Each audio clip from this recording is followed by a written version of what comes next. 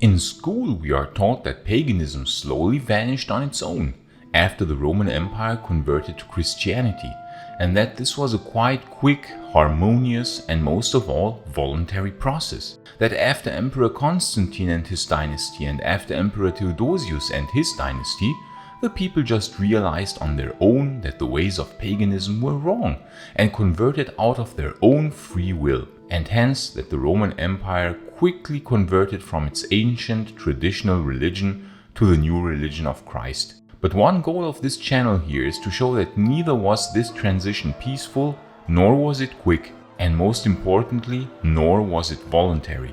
And in fact, one remarkable group of people in the Roman Empire actually resisted Christianization for hundreds of years, and you would find worshippers of Zeus, of Apollo, and of Athena even in the 10th century AD.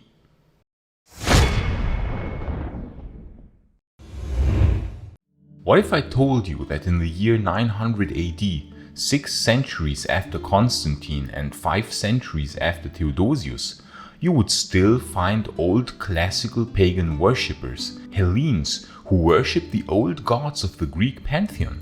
In the deepest of the Middle Ages, a time in which we'd normally think that paganism had long been extinct, we have already learned that the death of paganism was far slower and far less voluntary and peaceful than is often taught in history books, and with good reason, since Western civilization is built up on the religion that emerged victorious, namely Christianity.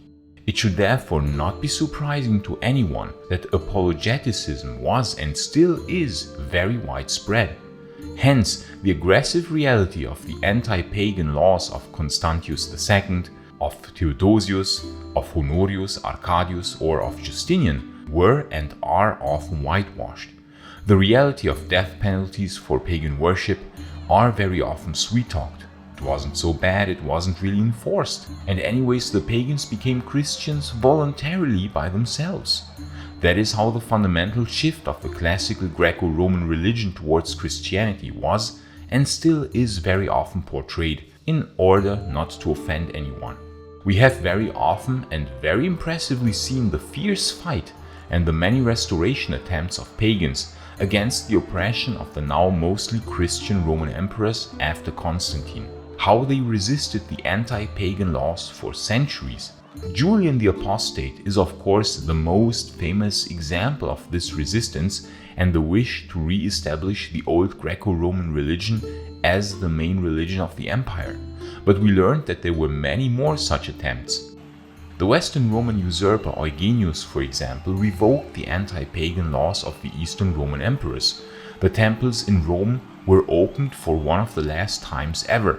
Then, the Western Roman usurper Ioannis, who reigned for 2 years after the death of Honorius, was possibly a secret pagan like Eugenius, trying to restore paganism in the West.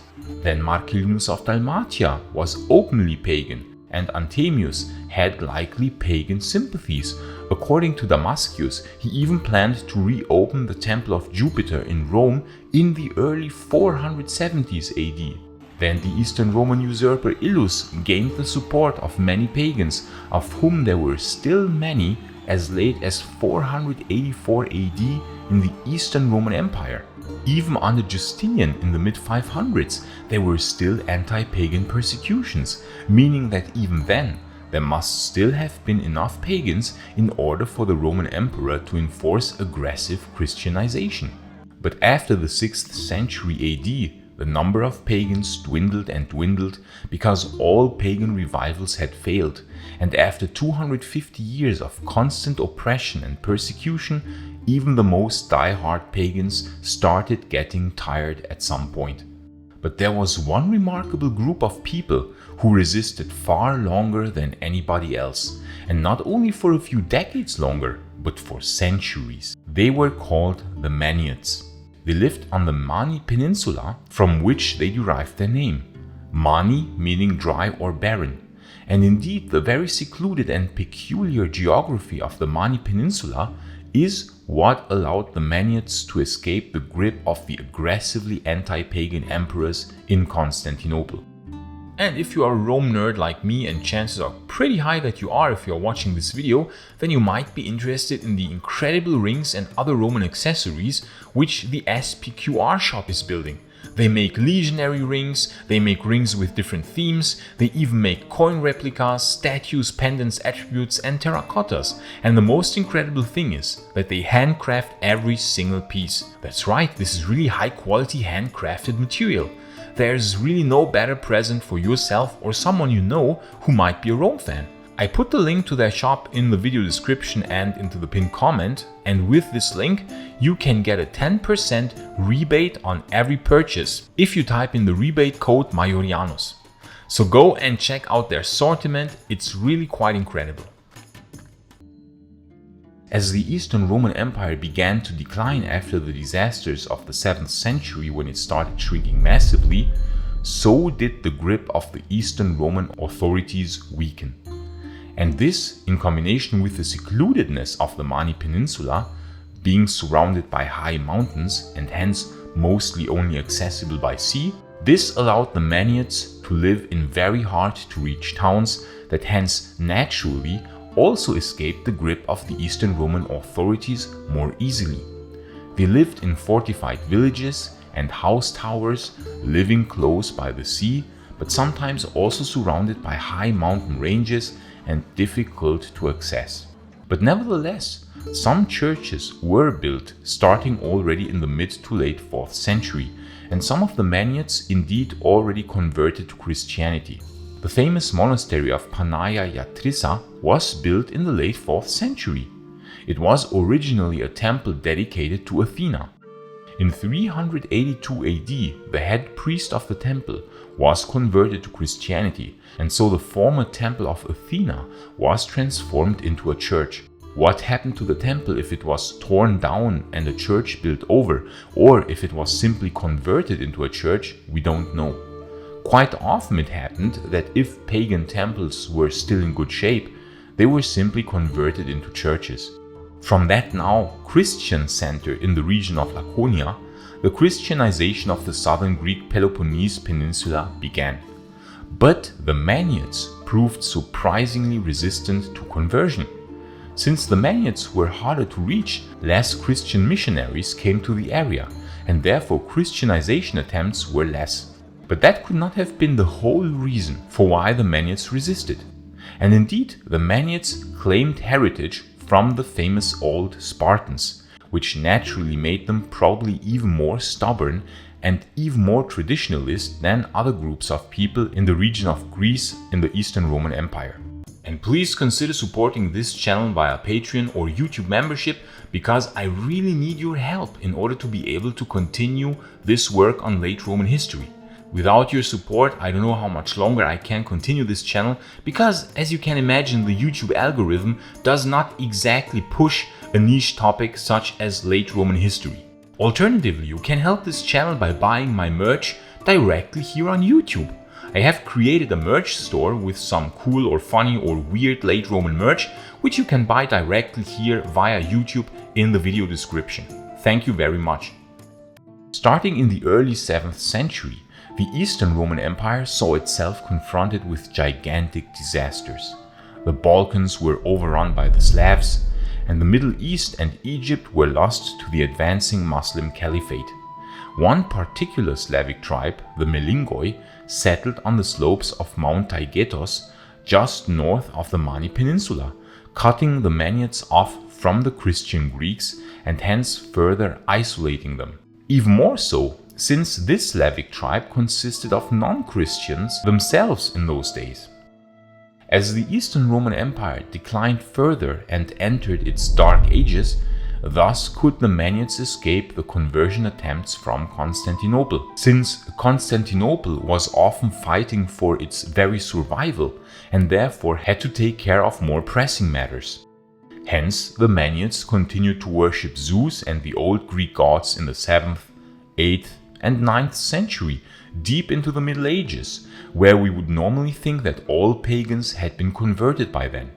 This is quite definitive proof for me that had Christianization not been enforced by the Eastern Roman emperors, paganism would never have been wiped out in Europe and would just have continued to exist uninterrupted even into the modern times. Now, of course, it is being rediscovered, but the Maniates are proof that pagans did not all just choose to convert to Christianity of their own free will, quite the contrary as can be seen, and that some of them really only converted when they were forced.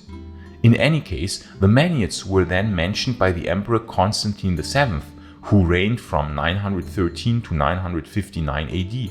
In his work De Administrando Imperio, he wrote, "Be it known that the inhabitants of Castle Maina are not from the race of aforesaid Slavs, but from the older Romaioi, who up to the present time are termed Hellenes by the local inhabitants on account of their being in olden times idolaters and worshippers of idols like the ancient Greeks, and who were baptized and became Christians in the reign of the glorious Basil. The place in which they live is waterless and inaccessible, but has olives from which they gain some consolation." Constantine VII claims that the Maniates were fully converted to Christianity during the reign of Basil I, so anywhere from 867 to 886 AD. But archaeological evidence, and also evidence from old texts, points to a slower Christianization and a later date for the full acceptance of Christianity. Even in the 10th century AD, there were still a large number of Maniates who worshipped the old gods, as had done their forefathers, whom they still claimed to have descended from the ancient Spartans. In the second half of the 10th century, Nikon the Metanoite, a Christian missionary who had preached on the island of Crete, came to the Mani Peninsula.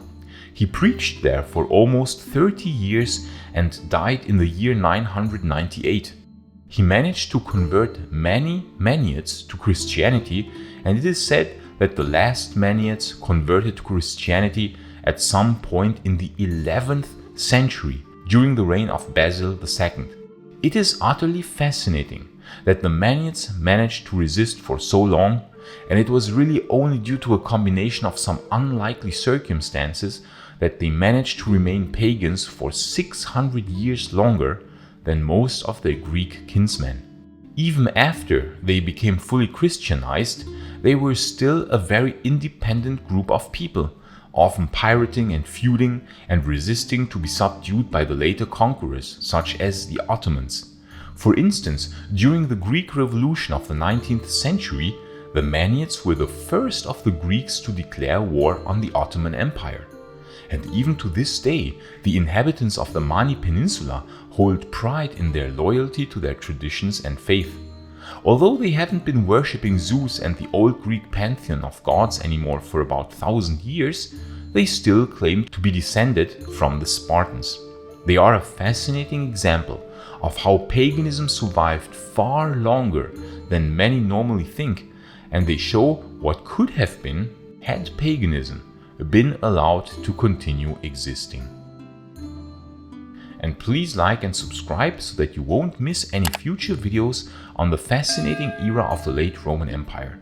And please consider supporting my work on Patreon or via a YouTube membership, because the long-term sustainability of this channel really depends on your support. And I would like to especially thank our new Sol Invictus supporter, Cameron Magnus. Thank you so much, Cameron, for your generous support. It is really thanks to generous people like you that this channel is even possible. This channel would not work without our amazing Patreon and YouTube members, and I want to thank each and everyone who is supporting this channel in any form. Gratias tibiago, amici. And if you want to learn more about the last tries to restore paganism, you can watch this video here in the upper right corner. But if you want to learn more about Anthemius, the possibly last secretly pagan Roman emperor, you can watch the other video in the lower right corner. I say thanks again to all friends of Roman history, gratias tibiago and bene valete.